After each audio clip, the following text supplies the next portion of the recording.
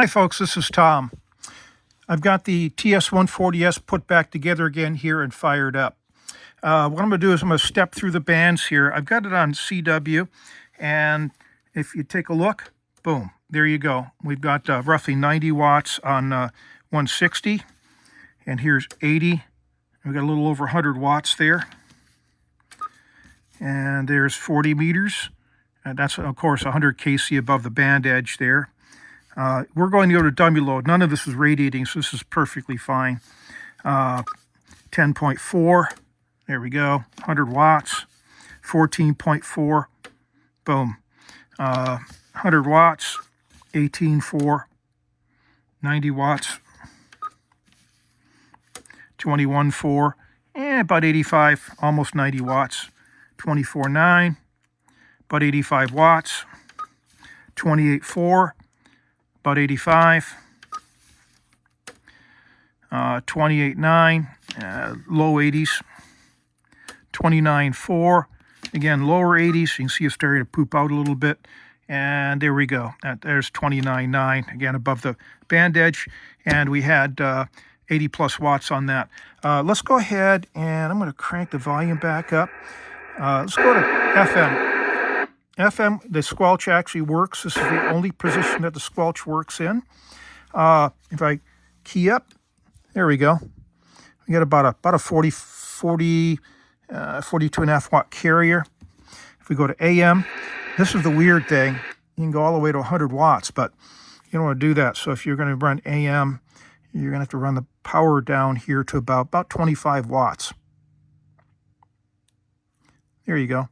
And there's a carrier right there. So when you fully modulate this to 100 watts, you can't go more than about 25% of PEP. So 100 watt rig, 25 watts is about ideal. So there we are in AM.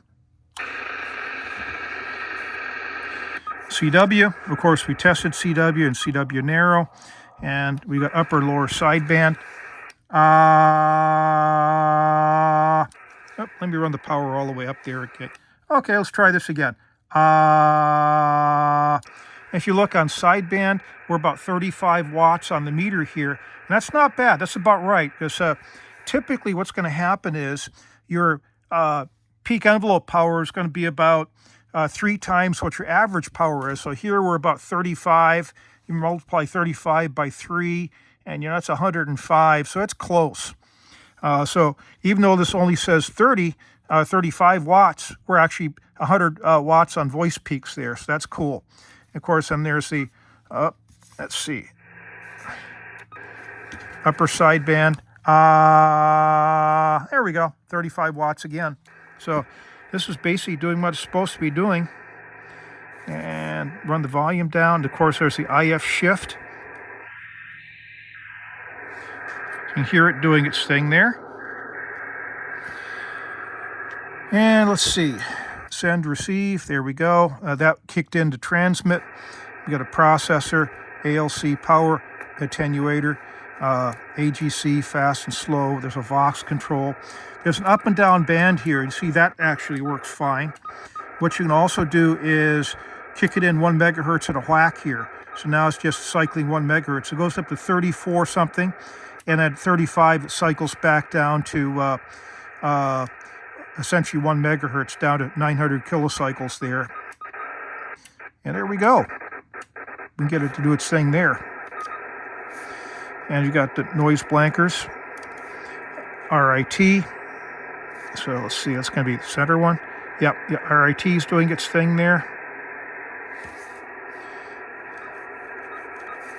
And not bad. We'll actually put a signal into the receiver here and check that out.